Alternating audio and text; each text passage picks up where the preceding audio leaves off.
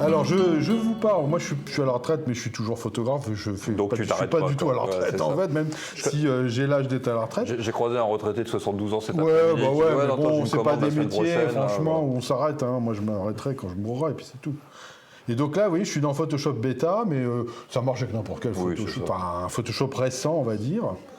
Et donc, je vais vous montrer. Alors, je vais vous prendre la belle Miranda, ici, et je vais vous montrer donc que, vous voyez, la nouvelle version, alors le plugin en question dont je vais vous parler, c'est un plugin qui est dans la Nik Collection.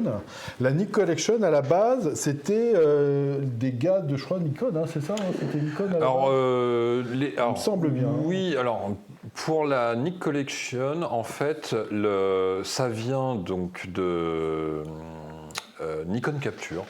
Voilà, le tout premier, Nikon, c'était la première itération, c'est Nikon Capture. C'est Capture NX. D'accord. Le tout premier. Ensuite, on a eu Capture NX2. Alors, c'était sous-traité par Skylum, je crois, de mémoire. Ouais. Non, c'est le 3 qui était sous-titré et qui n'est jamais sorti. Et puis Lightroom, Capture One, et bon, principalement Lightroom pour le grand public, et on va dire le Pro 2436, on va dire, a pris énormément de place, de poids et de qualité, de fonctionnalité. Les autres éditeurs, objectivement, n'arrivaient pas à suivre. Donc on a fait un petit peu le tri. Bon, il y a des solutions alternatives gratuites, Darktable par exemple. On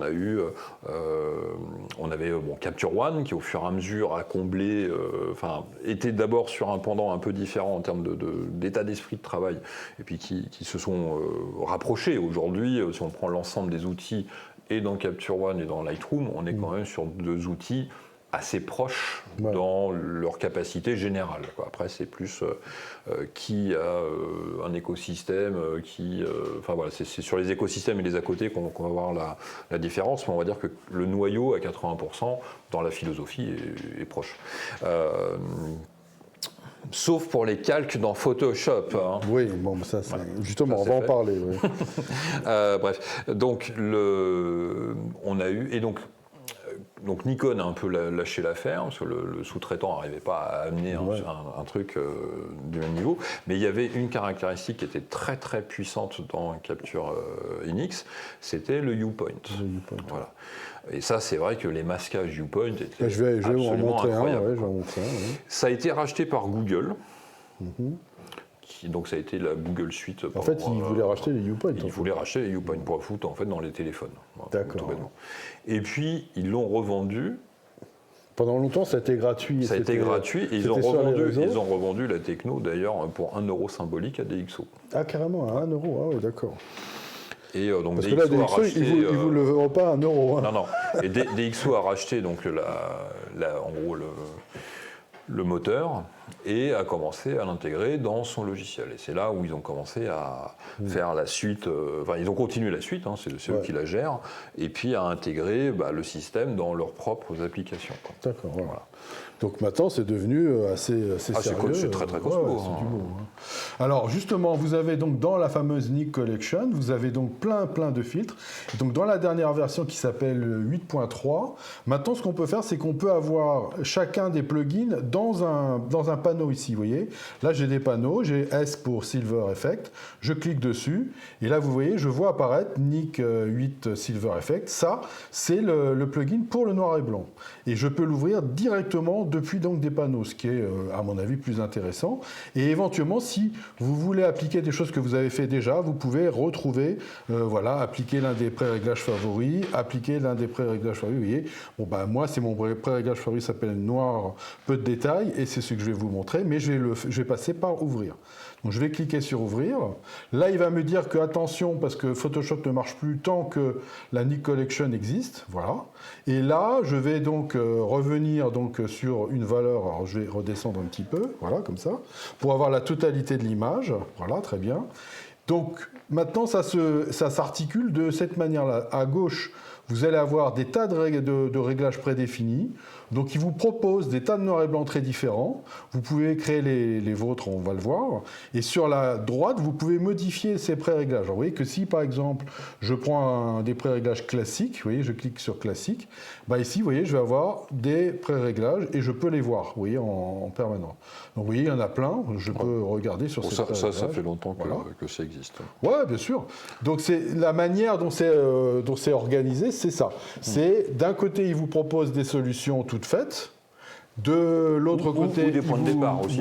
C'est-à-dire qu'il faut pas, parce que très souvent, on a le retour. Par exemple, je pensais, enfin, c'est quelque chose. Je participe un peu à Shootiful aussi de Johan là, et c'est vrai que de temps en temps sur les presets, les gens ont tendance à croire que, alors, à tort, c'est une solution directe à leur image, sauf que non, puisque chaque image est un peu individuelle en termes de luminosité, de contraste. Ouais. Ça peut être simplement, tiens, cette base-là me plaît, esthétiquement, c'est une base de départ et je vais pouvoir affiner. Je pense que c'est ça qu'ils ont voulu faire. Oui, non, mais je sais que tu peux le faire depuis longtemps, depuis toujours en fait, mais je tiens à le rappeler. Non, mais je trouve que c'est intelligent. Tu pars sur quelque chose et après tu modifies. Exactement. Et donc justement, ce qui est intéressant, c'est pas fermé. C'est ça que je voulais rappeler. Tu modifies à droite, quoi. Donc si, vous voyez, je prends quelque chose, on va prendre moderne par exemple. Oui, je prends là-dessus et vous voyez que sur la droite ici, j'ai plein de possibilités. Vous voyez, j'ai des tas d'ajustements, de luminosité, voilà, de contraste et autres. Enfin, vous voyez, il y en a un peu partout. Des petits carrés de différentes densités qui sont. Et ça, c'est le fameux zone system, ça. Voilà. Vous voyez, on le voit. Vous voyez, regardez, il me montre les diverses valeurs. Voilà, les différentes valeurs. Ok, voilà, vous voyez, donc ça, c'est vraiment super intéressant. En haut, vous avez la possibilité de lui dire avant, après, ou bien de faire ce genre de choses-là, qui est assez connu, mais qui marche vraiment très bien, ok. Moi, je préfère comme ça, mais voilà, vous faites comme vous le sentez.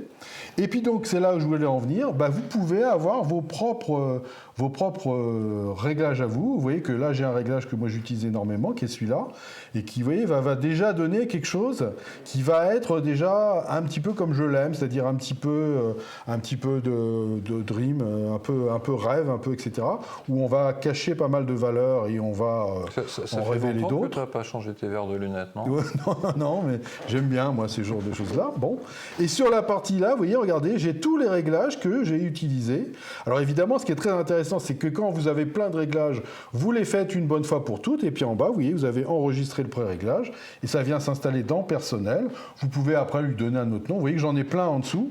J'en ai des tas d'autres éventuellement, vous voyez, qui vont pas forcément correspondre à ce que je veux ici. Bon, on va partir sur celui-là. Voilà. Donc là, je pars sur ce réglage-là qui me correspond, qui me plaît bien. Et sur la partie droite ici, je vais lui dire, bon, maintenant, ce que j'aimerais bien, c'est modifier certaines choses. Alors, vous voyez ici, vous avez, alors maintenant, c'est là, ça devient de plus en plus compliqué. Je trouve que ça devient même un peu trop compliqué parce que vous commencez à avoir des viewpoints, mais un peu partout. Ouais. Vous voyez, alors là, je me dis, tiens, je vais prendre ce viewpoint-là, je vais le glisser ici. Je vais cliquer ici, et là, vous voyez, je vais avoir un viewpoint avec la luminance, etc. C'est pas du tout ce que je cherche. Vous voyez, vous avez un point de contrôle qui est ici, mais c'est pas ça que je veux. Alors, je peux le jeter, évidemment, comme ça. Voilà, je vais le supprimer. Mais c'est pas celui que je veux. Alors, je regarde, réglage standard. Et en fait, c'est dans les réglages standards que je vais avoir mon viewpoint qui m'intéresse à moi. Alors regardez, je vais prendre celui-là.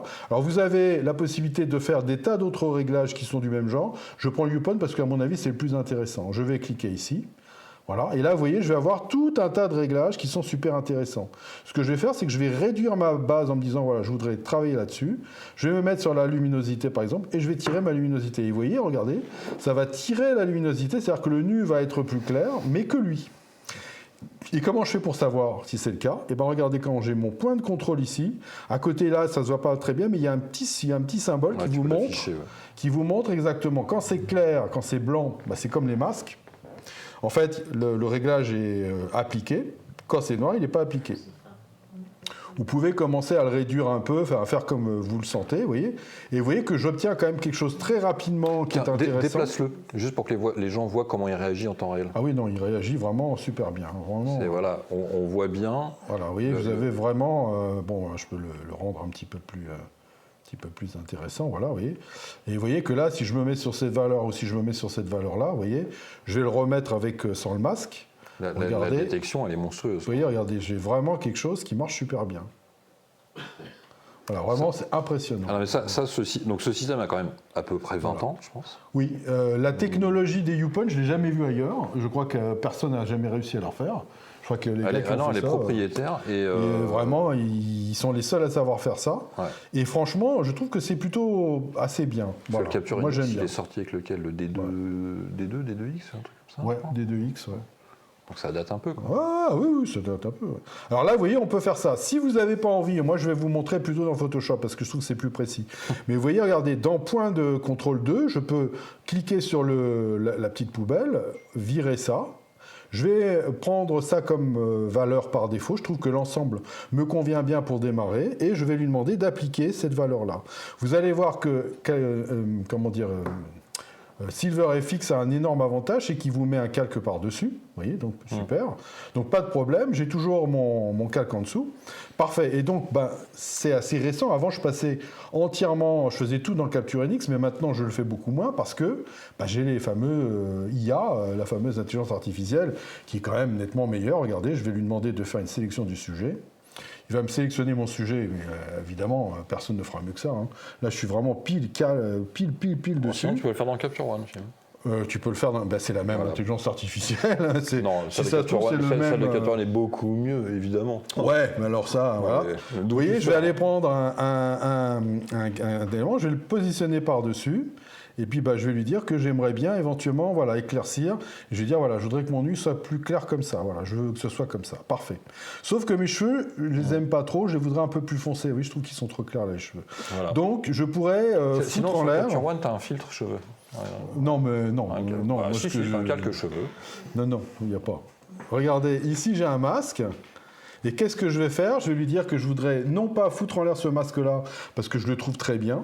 Je vais prendre ce calque-là et l'enfermer dans un dossier.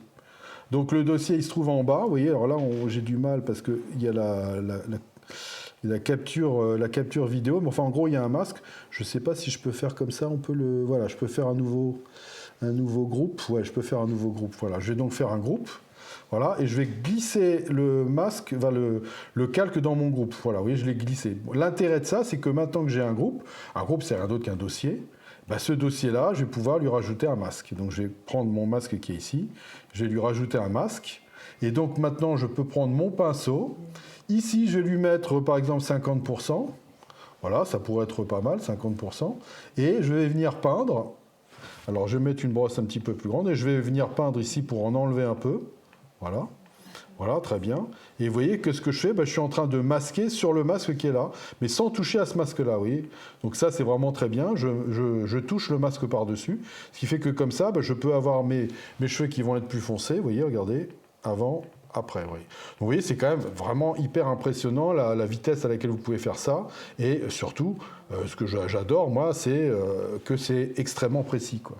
Ce que je vais faire maintenant, c'est que je vais revenir sur cet élément-là. Même pas, non, il n'y a même pas besoin. Ce que je vais faire, c'est que je vais assombrir un peu. Tiens, je vais me prendre un petit niveau. Je vais assombrir mon niveau. Je vais me mettre un truc un peu comme ça, voilà. Ça me paraît pas mal. Ouais, ça me plaît bien. Sauf que ce que j'aurais bien aimé, c'est que le masque qui est ici, je voudrais aussi qu'il y ait ça. Donc je vais appuyer sur la touche Alt Option sur mon masque qui est le masque de ma fille, là. Et hop, je vais la glisser au-dessus. Voilà, très bien. Et je vais l'inverser. Voilà. Ce qui fait que comme ça, vous voyez, si je reviens ici, maintenant mon nu est toujours clair, le reste est foncé. Et puis, ce que je vais faire, c'est que je vais me repositionner sur cet élément-là. Et c'est là que j'aime beaucoup Photoshop, c'est que moi, ce que je veux, c'est le faire à la main. C'est-à-dire que je veux éventuellement me dire, il y a des endroits où je voudrais, vous voyez, ici, là, je suis à 50%. Je vais taper 0 sur mon pavé numérique, ça va me mettre à 100%. Et je vais lui dire que je voudrais récupérer éventuellement un peu ça. Je vais récupérer un peu là. Voilà, très bien. Voilà, je vais garder le ciel comme il était là, vous voyez. Voilà, ici, je vais vraiment bien peindre ici, comme ça, tac. Voilà. Et là, vous voyez, je vais me retrouver avec un masque qui va me permettre, vous voyez, d'avoir à la fois du foncé à ce niveau-là pour que le nu se détache bien. Et puis, éventuellement, ici, au niveau des cheveux, je vais passer peut-être un petit peu là. Voilà, enfin bref, je peux faire ce que je veux, mais si ça ne me convient pas, comme je suis sur en bas, je fais X et je peux faire dans l'autre sens. Vous voyez, je peux au contraire aller dans l'autre sens. Vous voyez que donc là, ce qui est bien, c'est que ça me permet de faire dans les deux sens.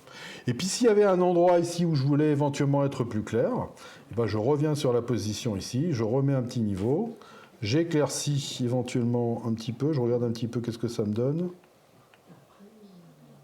Ouais. Je pourrais faire un truc un peu plus par là, voilà. Ok, et qu'est-ce qui se passe si je le mets par-dessus? Alors je vais essayer de voir si je pourrais pas le mettre juste au-dessus. Ouais. Voilà, j'ai envie de voir apparaître légèrement ça. Ok, je vais mettre un masque. Voilà, et là, même chose, je vais me mettre en blanc et je vais juste venir travailler. Donc je vais me mettre en noir, par exemple. Donc je vais lui dire qu'ici je voudrais inverser, pomme I, pour inverser tout. Et là, je vais juste peindre en blanc sur la zone là qui m'intéresse. Je voudrais faire réapparaître un tout petit peu la zone qui est là. Voilà, ce qui fait que par rapport à ce que j'avais avant, vous voyez, j'étais comme ça à la base. Et maintenant, oui, je vais avoir quelque chose qui va être beaucoup plus comme ça, qui correspondra mieux à ce que je veux. Donc si je vous montre un petit peu l'image, voilà, comme je la voulais à la base, voilà, vous voyez, je vais avoir quelque chose qui va plus du tout correspondre à ce qui était au départ, mais qui correspond bien à ce que moi j'avais vu. C'est comme ça que je la veux, mon image. Je la veux, vous voyez, peu de détails. Le détail intéressant, c'est le nu, hein, évidemment. Et puis éventuellement les rides de l'eau, qui évidemment n'ont pas été, comment dire, elles n'existent pas comme ça par l'opération du Saint-Esprit. En fait, Miranda, avant de prendre sa pose, elle balance un pavé juste en bas, ce qui fait que ça fait des rides, et c'est ça que je photographie, parce que sinon, si elle se positionne simplement là, il n'y a aucune ride. Donc il faut absolument que... on sait que tu les as faites en IA. Oui, alors voilà. Tu n'as plus de crédibilité quand tu parles de photos. Moi, ceci dit, moi ça ne me dérange pas. On peut dire que c'est de l'IA, il n'y a aucun souci. Moi ça me va très bien. Voilà. Et en attendant, voilà, oui, j'ai une photo couleur, puisque ma photo couleur, comme tu disais très justement, j'ai la photo couleur qui est ici, que je brouffe, qui pour moi n'a pas un grand intérêt. Je trouve qu'elle est beaucoup mieux en noir et blanc. Et vous voyez, j'ai ma photo noir et blanc qui apparaît comme ça. Et je vais pouvoir comme ça. Bon, oui, puis voilà. le fait qu'elle soit en couleur te permet, si tu veux faire assombrir le ciel, tu prends ton curseur de bleu, tes niveaux de bleu, voilà. tu le descends, enfin, c'est très simple. Et d'une manière générale, ça fonctionne très bien. J'ai remarqué, parce que ça fait partie des choses, que, par exemple, alors attendez, je vais enlever ça. J'ai remarqué que, par exemple, si je reprends une autre photo de la même série, attendez, non, c'était pas là. Toujours de Miranda. Ici, voilà. Et vous voyez où il y a en fait, j'ai vous voyez, un caillou.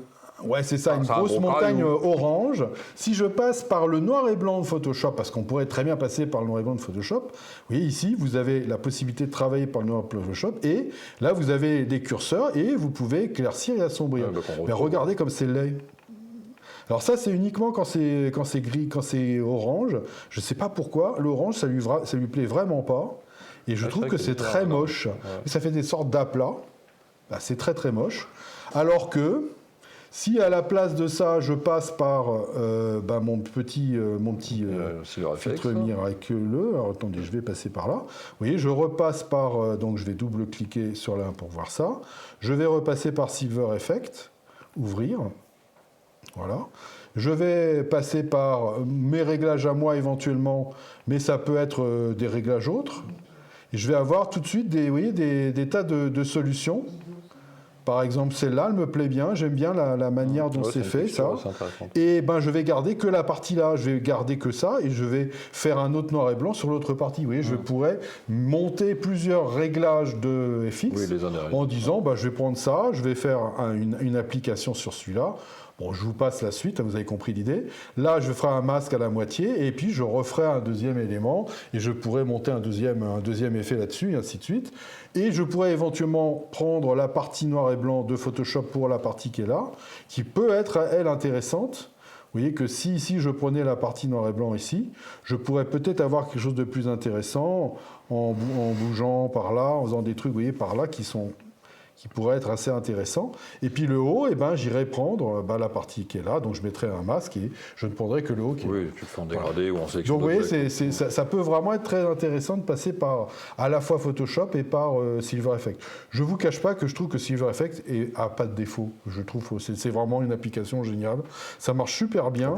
Et vous avez toujours un réglage qui marche.